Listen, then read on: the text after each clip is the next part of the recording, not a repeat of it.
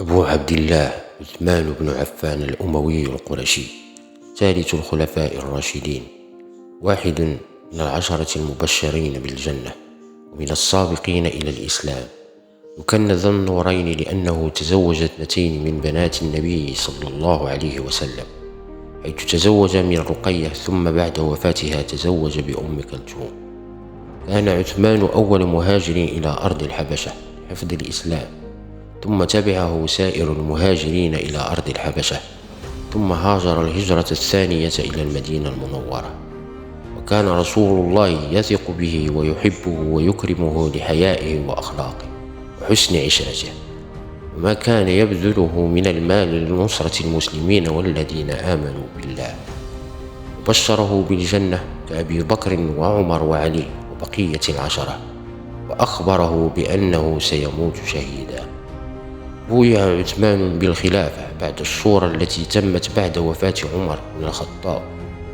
قد استمرت خلافته نحو 12 عاما. تم في عهده جمع القرآن، وعمل على توسعة المسجد الحرام وكذلك المسجد النبوي، وفتحت في عهده عدد من البلدان، وتوسعت الدولة الإسلامية.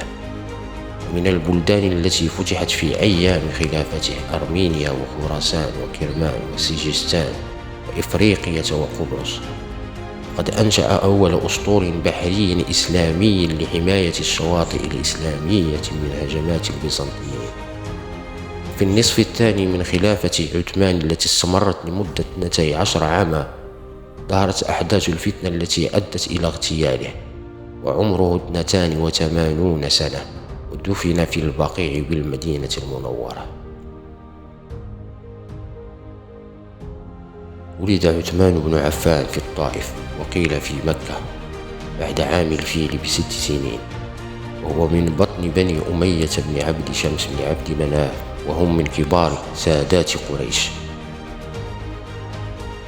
وأبوه عفان بن عم أبي سفيان بن حرب. أنجبته أمه أروى بنت كريز، وأنجبت كذلك شقيقته آمنة بنت عفان.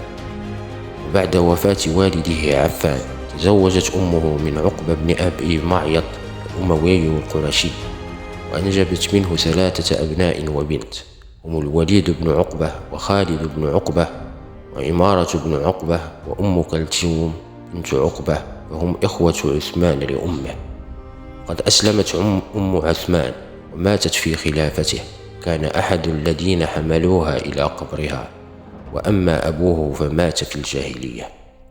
كان عثمان غنيا شريفا في الجاهلية، ومن أحكم قريش عقلا وأفضلهم رأيا، كما كان محبوبا من قبلهم، وهو لم يسجد لأي صنم طوال حياته، كما أنه لم يشرب الخمر لا في الجاهلية ولا في الإسلام، كما أنه قد كان على علم بمعارف العرب في الجاهلية من الأنساب والأمثال وأخبار الأيام.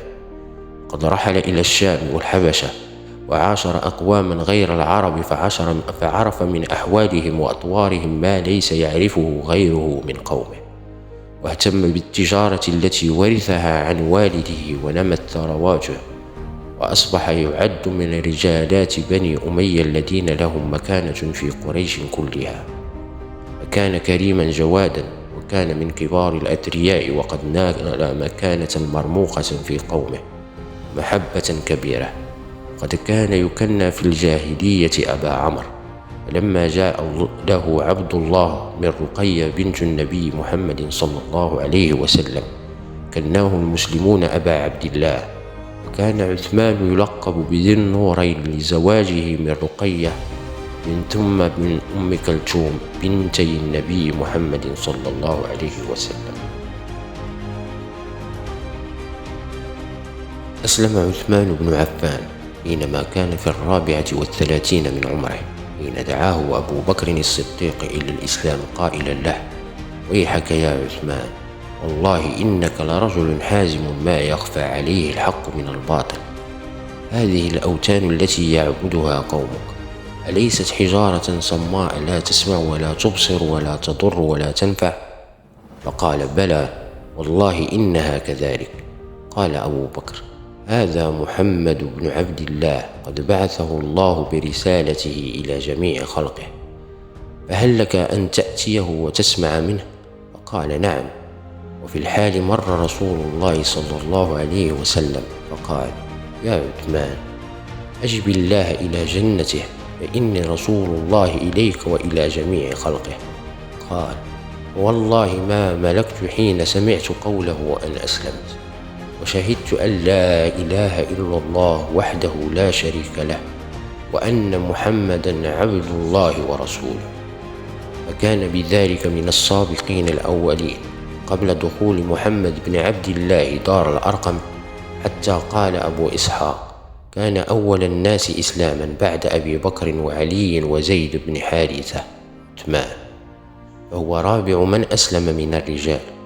وكان عثمان قد حدث له موقف عند عودته من الشام قد قصه على النبي محمد صلى الله عليه وسلم حينما دخل عليه هو وطلحة بن عبيد الله، فعرض عليهما الإسلام وقرأ عليهما القرآن، وأنبأهما بحقوق الإسلام ووعدهما الكرامة من الله فآمنا وصدقا. قال عثمان يا رسول الله قدمت حديثا من الشام، فلما كنا بين معان والزرقاء فنحن كالنيام، فإذا مناد ينادينا أيها النيام هبوا، فإن أحمد قد خرج بمكة، فقدمنا فسمعنا بك.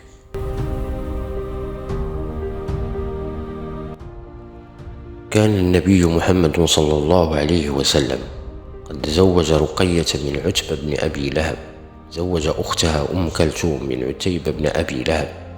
فلما نزلت سورة المسد تبت يدا أبي لهب وتب ما أغنى عنه ماله وما كسب، يصلى نارا ذات لهب وامرأته حمالة الحطب في جيدها حبل من مسد. قال لهما أبو لهب وأمهما أم جميل بنت حرب بن أمية فارق ابنتي محمد، ففارقاهما. حينما سمع عثمان بخبر طلاق رقية بادر إلى خطبة رقية من رسول الله صلى الله عليه وسلم فزوجها منه، وزفتها أم المؤمنين خديجة بنت خويلد، فكان يقال لها حين زفت إليه أحسن زوجين رآهما إنسان رقية وزوجها عثمان. وعن عبد الرحمن بن عثمان القرشي أن رسول الله دخل على ابنته وهي تغسل رأس عثمان فقال يا بني أحسني إلى أبي عبد الله، فإنه أشبه أصحابي بي خلقا. كان الصحابة قد قابلوا أنواع التعذيب من قبل كفار قريش، وكان من ضمنهم عثمان إذ عذب من قبل عمه الحكم بن أبي العاص بن أمية الذي أخذه فأوثقه رباطا وقال أترغب عن ملة آبائك إلى دين محدث؟ والله لا أحلك أبدا حتى تدع ما أنت عليه من هذا الدين. فقال عثمان والله لا أدعه أبدا ولا أفارقه. فلما رأى الحكم صلابته في دينه تركه، ولكن الأذى اشتد بالمسلمين جميعا، واشتد الأمر حين قتل ياسر وزوجته سمية. فقال النبي صلى الله عليه وسلم المسلمين لو خرجتم إلى الحبشة فإن بها ملكا صالحا لا يظلم عنده أحد. بدأت الهجرة فخرجوا من مكة حتى وصلوا ساحل البحر الأحمر، ثم أمروا عليهم عثمان بن مضعون ووجدوا سفينتين، فركبوا مقابل نصف دينار لكل منهم. وعلمت قريش فأسرعت في تعقبهم إلى الساحل، ولكنهم كانوا قد أبحروا. وكان ممن هاجر إلى أرض الحبشة الهجرة الأولى والهجرة الثانية عثمان بن عفان، ومعه فيهما امرأته رقية بنت رسول الله صلى الله عليه وسلم. وكان وصولهم للحبشة في شهر رجب من السنة الخامسة من البعثة، وجدوا الأمن والأمان وحرية العبادة. وقد تحدث القرآن عن هجرة المسلمين الأوائل إلى أرض الحبشة، قال تعالى والذين هاجروا في الله من بعد ما ظلموا لنبوئنهم في الدنيا حسنة ولأجر الآخرة أكبر لو كانوا يعلمون. وقد نقل القرطبي قول قتادة: المراد أصحاب محمد صلى الله عليه وسلم، ظلمهم المشركون بمكة وأخرجوهم حتى لحق طائفة منهم بالحبشة، ثم بوأهم الله تعالى دار الهجرة وجعل لهم أنصارا من المؤمنين. قال تعالى: قل يا عبادي الذين آمنوا اتقوا ربكم للذين أحسنوا في هذه الدنيا حسنة وأرض الله واسعة إنما يوفى الصابرون أجرهم بغير حساب. قال ابن عباس: يريد جعفر بن أبي طالب والذين خرجوا معه إلى الحبشة. ولما أشيع أن أهل مكة قد أسلموا وبلغ ذلك مهاجري الحبشة أقبلوا، حتى إذا دنوا من مكة بلغهم أن ما كانوا تحدثوا به من إسلام أهل مكة كان باطلا، فدخلوا في جوار بعض أهل مكة. وكان ممن رجع إلى مكة عثمان بن عفان وزوجته رقية، واستقر المقام به فيها حتى أذن الله بالهجرة إلى المدينة.